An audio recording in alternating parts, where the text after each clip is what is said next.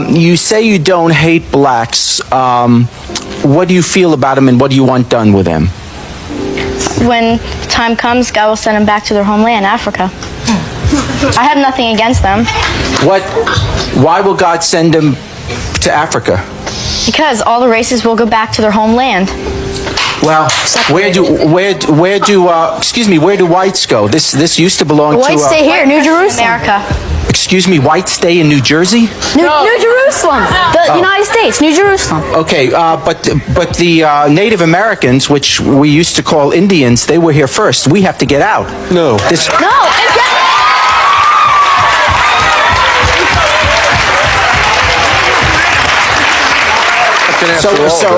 So when are you leaving? Okay, I'll listen. In the Bible, it says in Genesis 2, in the chapter of 2, in Genesis, it says that be fruitful and multiply, replenish the earth, and subdue it. Subdue it is to rule over, and he was talking to us Israelites, the Adamites, from Adam. What he was talking to Adam. Okay, well, we're from Adam. What has that? Wait a sec. What has that got to do with the fact that if we're returning to where we're from, I gotta tell you that if you go back far enough in your family, you're not from the United States of America. Okay, you're probably. I don't care, but white Christian America. You said everybody's got to go back. It's a promised land. God gave it to us. Okay, so God gave it. That's how it goes. Excuse me? If you don't like it, then... Excuse me, wait, God gave the United States of America to us? It's a promised land. Wait, is this in the Bible?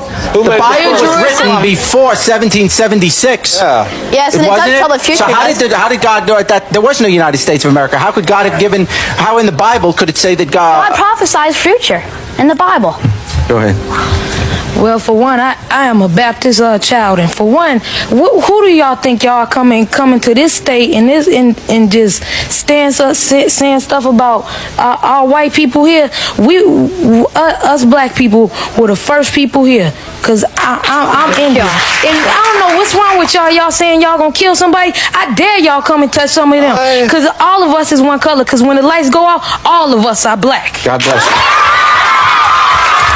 White kid defends MLK.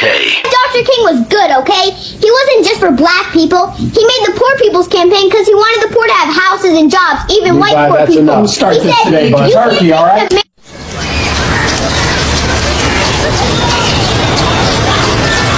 Mom, why are they black? Sorry? Why are they black? I will call you later. Sarah, don't say that. But Mom, they're black.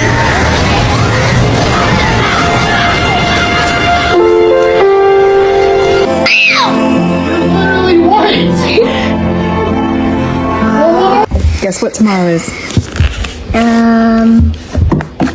Black History? It is? Yeah. It really is? It's tomorrow. It is? Yes. It's tomorrow. What do you say when people are like, what about White History Month? White History is every day. That's true. Very true. I have is a book, and it's all about Black history. Would you like me to read to you? Yes, please. Okay, I'm so excited. ABCs of Black history. A is to for anthem. Yep. And what is an anthem? It's like a song or a motto. Let us march on till victory is won. Woo! What is B for? More. B. Can you sound that word out? Beautiful, brave. Beautiful, brave. Beautiful and brave. Yeah, very good. Bright. C. C is for community. Yes. And Silver Ray. good. C. I want y'all to watch something with me, and you're gonna see exactly what I see. Watch. This is white people hair. What does that mean? It means that this hair is white. You are a white person. I'm not supposed to be white. We're supposed to be black, and we're black. I'm gonna tell you what I think. I think little man is remembering a life he used to have, because I'm one of those people where I believe that we're just in this cycle of we die, we come back, we die, we come back, and we keep coming back into different bodies and different people. Yeah, that's what I believe. Because sometimes I remember things that I know me personally I've never experienced, but they feel like those experiences that I had, if that makes sense. Not like a dream, but like a memory. And I think that's what little man is going through. It's not that little man does not like being white. It's that little man remembers he used to be black. That's what he remembers. He remembers that. Sometimes we got to start listening to these kids because they be telling us what's going on in their brain and what they feeling.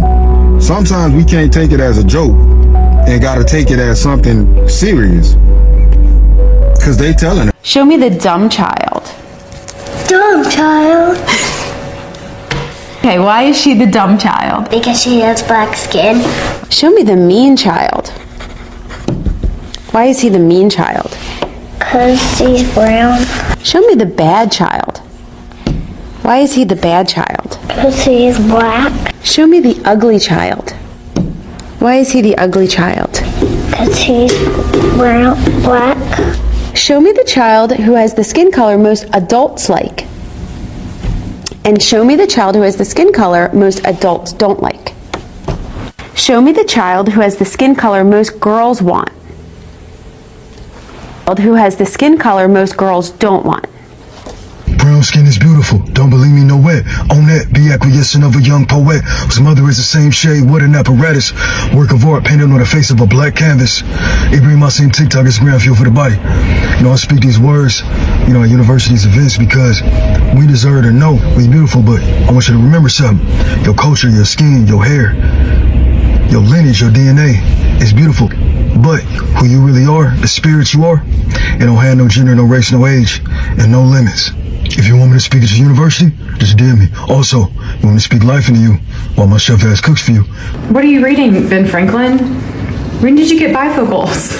Who are you reading about? Martin Luther King Jr. Who? Dr. King. What's his full name? Martin Luther King Jr. His mission was trying to change the world. How so? He gave a speech. We all know that. What was his speech? To be treated the same way as white people should. Very good. Based on who they are, not how they look. Right, the content of their character, not the color of their skin. Right. He wrote about peace. He wrote about peace. Did he march by himself? No. Why is it important that we talk about Dr. King? Because we are going to celebrate him in a couple days. And he changed our world into this. Yeah, still got work to do, but he did. He is a civil rights. What? Because of, you know. You know what? You know what? What? The white person who said they can't be treated this way because I have white skin, that's who Donald Trump is. Which is weird because he's orange. So we don't just get off school on Monday just for no reason. It's to remember all the work that he did and the work that we still have to do, right? Yeah. Someday I'll be like him. I think you already are in a lot of ways. I never gave a speech. You give speeches all the time. To take a look at this powerful video of this white guy who explains how his father taught him that black people were bad and horrible, and then when he went to boot camp, he learned that was totally opposite. Take a look. My dad taught me to hate black people. I never saw a black person until I was 17 years old. I hit boot camp.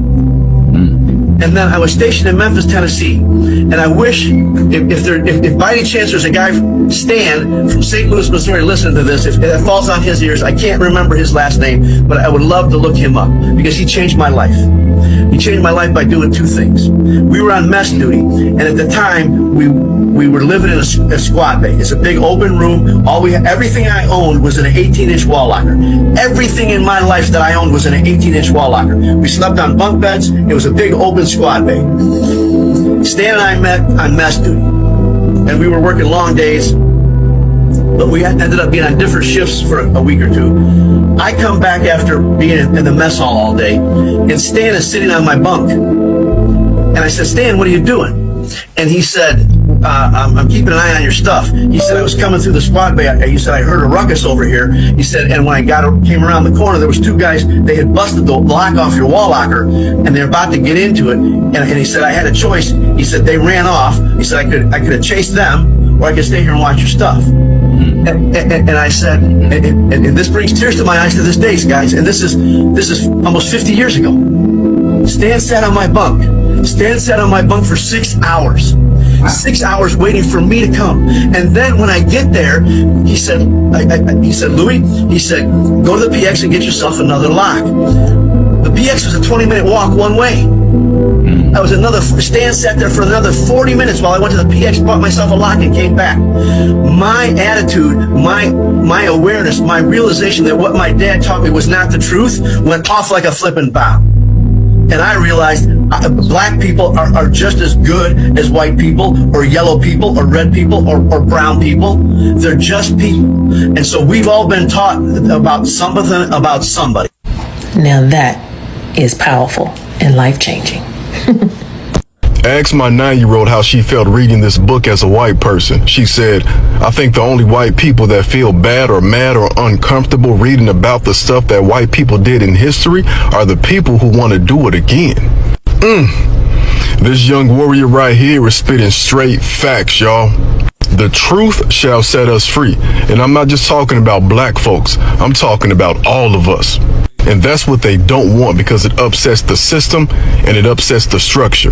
If children are our future, we're in great hands, y'all. I've been seeing this reaction to the news about Nolan Wells that has been really bothering me. It is people who are saying, black parents, don't let your kids be the only one ever, which, like, sure. But as I've reflected on it, I thought about the fact that when I was a freshman in high school, there were fewer than 10 black students in our entire high school. I went to a school that had a graduating class of 69 people, so it was small, but you could fit all of us in one classroom. In fact, fun fact, we did one time, and a white guy walked in during lunch break, saw us all sitting around the table, and his eyes got big, and he backed out. So yeah, I was the only black kid a lot. What frustrates me about saying black parents, don't let your kid be the only one, is that instead of putting the onus of responsibility on black parents to protect our kids from racist white people who have no accountability, maybe just tell white parents to stop letting their kids be murderers. Black history bingo! Yay! You ready? Okay. Who in our family loved bingo?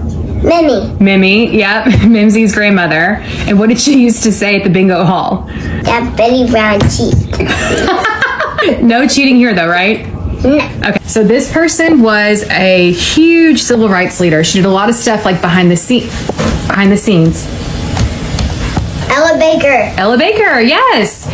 This is an invention by Garrett Morgan. Lord. Stoplight. Good job. Do you have a stoplight?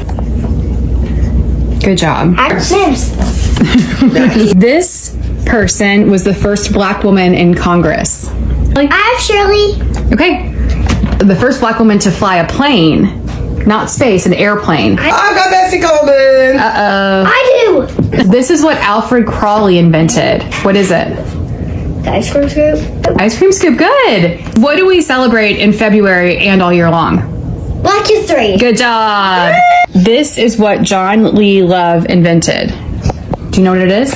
Pencil sharpener. Yes, the portable pencil sharpener. This person was a poet and wrote, I Know Why the Caged Bird Sings. I know. Who? Maya Angelou. Yeah. Good Gotcha, Liz. This is your secret good news? Yeah. Okay, tell me the secret good news, please.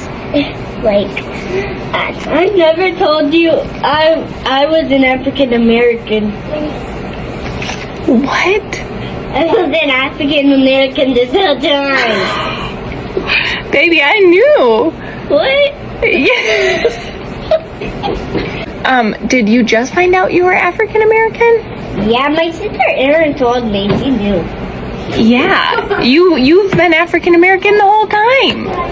And beautiful. Yeah, so beautiful. I knew. And I knew you were beautiful. Oh, I love you. I love you. You bring so much joy to me. Another one. You fill my bucket. Do you know that? For real life. Black history, black history, black history. This is a topic that I believe has been making headlines for the longest on these social media streets. So today we get to watch and get to listen to these white kids talking about the black history and how they have like their knowledge or their perception about it. So welcome, my good people, welcome to this channel. And if you haven't subscribed yet, kindly support a girl by subscribing to this amazing channel that we get to talk about anything and everything. This channel is not intended to harm or do anything to anybody or make someone feel misjudged or feel like misunderstood. This channel is for educational purposes. So today we get to talk about how people or how these white kids get to engage on the race relations, the importance of accurate history education, and the responsibility of parents in shaping their children's perspectives. And these we are talking about the white kids because you get to see they are very they're very like privileged. They get to be brought up in households where they are provided with everything, whereas the black kids from African homes or black people, they come up like the rest with struggles, and these kids have been raised in a way that you get to obey your parents and respect them and listen to them and follow what they're saying, which is opposite with the white kids because they're shocked how that works in the shouting and everything. For them, they are used to gentle parenting. So it's different words, and today we get to venture into it. So if you haven't subscribed yet, kindly do so. Kindly watch till the end. All the credits goes to the original content creators of the following videos, and I'll come back with my 2 cents. Kindly feel free to comment down there below. Let me know your honest 2 cents about this black history topic and the white kids in relation. Watch till the end. I'm gonna say it because I'm frustrated. Can all the biracial kids with a white mom stop acting like shit's all peachy keen, please? Great if your mom treated you well. Great if you didn't have the microaggressions. Great if you didn't have the racism. We didn't all have the privilege. Some of y'all will defend white parenting to the death and forget about those of us who also had white parenting and are the victims of what everyone is talking about. Getting raised in anti-blackness comes across in many different ways, and I'll tell you what, it sucks. Especially when you're not raised black and you have to grow up and figure it out on your own. I'm not mad at anybody. I'm asking that we acknowledge that some white parents do fetishize black skin and do not recognize what it's like to be black. And they do not raise their kids to be black or to see the color that they are. Just smile and wave at racism and microaggressions too. Over the weekend, my family goes with my daughter to a formal event. Okay, she's the only black girl there. After the ceremony, this white guy comes up to her, congratulates her, and then asks her what college she plans to go to. My daughter says, I'm going to Spelman. He ignores that and says, I think you should go to, he names the school. We live in California, I won't name the school, but it's a state school, very unselective, probably 85-90% acceptance rate. I think you should go to this school. He says, but if you choose to go, she never said she was going. She never mentioned it, sir. You mentioned it. But he says, if you choose to go, you should go to the police department before you check into the dorms and give them your ID. What? He proceeds. Because students who go to that school go for an education and leave on probation.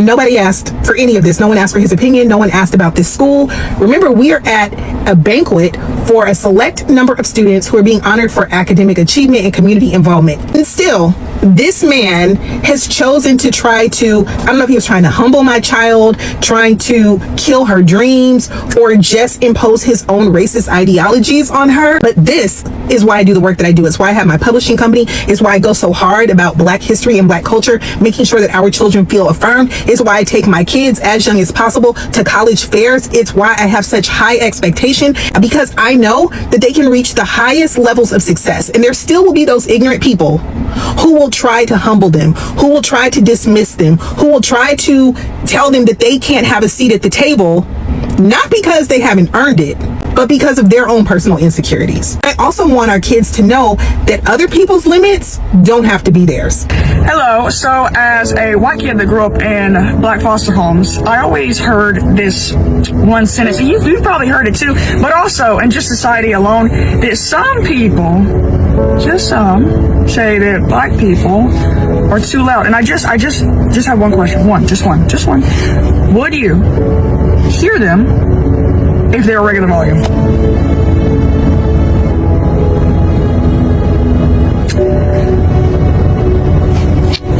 Would you? A whole lot of white people are embarrassingly uninformed about Black history. All the Black people that are watching this right now know that already, but it can be hard for a lot of white people to realize. The problem is that Black history is not just for Black people. White people have benefited enormously from what Black people have done, what they've contributed to science, art, music, philosophy, culture.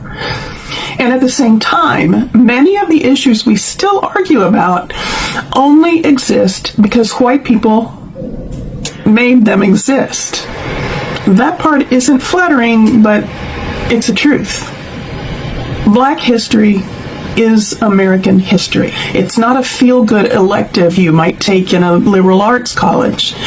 The economy, the laws, the culture, and the wealth gaps we live with today were shaped alongside Black labor, Black resistance, Black creativity. And leaving that out creates a version of America that doesn't actually work. Most white people have been lied to by omission and outright lies. In fact, all of us have. But when facts are withheld from me, I get mad. And when people lie to me, it pisses me off. A partial story is still a lie. Learning Black history fills in what was deliberately left out so that the present finally makes sense. Systems stop looking so innocent when you see what they were built for. Housing, policing, education, healthcare, wealth. The way these panned out are not just accidents. When you understand Black experiences over time, today's disparities stop looking mysterious and start looking engineered, because they were. When Black people overcome these barriers, that reflects strength and ingenuity that white people rarely have to develop. White culture owes a whole lot to Black culture. Music, language, fashion, humor, political strategies. Rock and roll didn't come out of nowhere. Even white bread depended on backbreaking Black labor, while the white institutions took all the credit. That's systemic racism in action. For white people to acknowledge the things that have been done, you don't have to look at it as self-hatred. You can feel bad about it in the same way you feel bad about what Jeffrey Dahmer did. Some white people did horrific things, and you are not being asked to identify with it. In fact, if you can't relate to what they did, you are in a perfect position to name it and let the sunlight hit it so it can't hide. That is not about shame. It's about accuracy. I'm not an expert, just an avid learner. Please join me and get curious. Me good people, thank you for watching till this end. I appreciate your support and your love. So if you have watched till the end, then you have understood how this video has created awareness about Black history, and the key highlights that, or the keynotes that I highlighted from this. But before we venture into that, sorry again if I'm being too much of asking you or begging you. Please subscribe to this channel, support me. I will honestly appreciate, and to all of you who have already subscribed, God bless, I appreciate.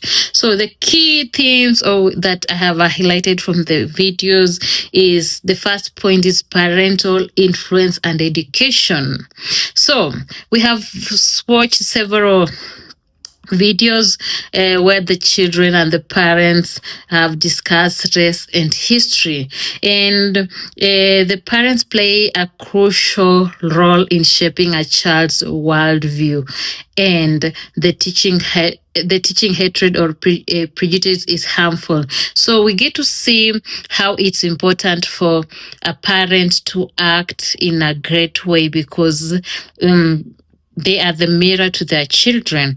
When they treat Black people badly, or when they portray the Black history in a negative way, then the children will mirror them and just carry on what they're doing, like even do the worst, multiple of that. So this is where we say the parental influence is good, and where the opposite applies, the Black children who are raised from Black families, their parents have raised them in a strict way, and this has portrayed the children to come out to their behavior to perform in the strict way, manner, or to be respectful and obedient. So the power of truth. That's another thing we have noted. The truth shall set us free, for sure. And white people have often been misinformed about Black history, always. And that learning the full accurate scope of history, a contribution to science, art, and culture is necessary to understand current societal disparities. So that is good to learn Black history, but most people just choose to avoid truth because the truth is bitter at some point. So something else we got to learn is systematic perspective. Now, many social systems such as housing, policing, education, wealth were not shaped by accident, and that's true, but were engineered in ways that disadvantage Black people. And it encourages white people or white folks to acknowledge these historical realities, not out of shame, but for the sake of accuracy and progress. So that's why we are saying this thing is in an open era, and this information is not meant to harm anyone, but rather educate and just give a picture, clear picture out there. Personal testimonies, that's one thing we got. A powerful story from a man who details how his father taught him prejudice, but his perspective was completely changed through a positive, life-changing interaction with a Black colleague in the military. So some white folks have got to a chance to interact with Black people, and if you see these testimonies, guys, you find that most people just have that bad picture of Black history and Black people in their mind. But whenever they get a chance to be helped, or they get a chance to interact with Black people and find how kind they are, they tend to be more grateful and more thankful and change their perspective. And that's why we see that testimony from that man. Now, what's the goal of this video? Now, this video is mainly created to encourage critical thinking empathy and respectful dialogue. I insist, respectful dialogue, because you get these kids we just address you with those F words and N words and everything, those bad words. But when we get to tend to know how to address each other in a respectful manner, that will be a better society. So the message is that acknowledging the reality of Black history and the systematic racism that persists is a collective responsibility. Yeah, we have to take responsibility, each of us. This is not a one-sided party or this one. No, this is a collective responsibility, and that moving forward to a future of equality requires challenging personal biasness and educating the next generation with integrity. Now we have to learn how to bring up kids knowing how to treat people good, how they to talk like a good dialogue, because if you teach your children this is bad, this is good, they will grow up knowing that in mind, or keeping that in mind. So thank you, my good people, for watching till this end. I appreciate the love and support. If you haven't subscribed yet, kindly do so.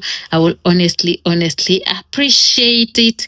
And catch me on the next one. Subscribe, turn on your notification, so that whenever I get to post such videos, you'll be notified. And don't forget to comment under below.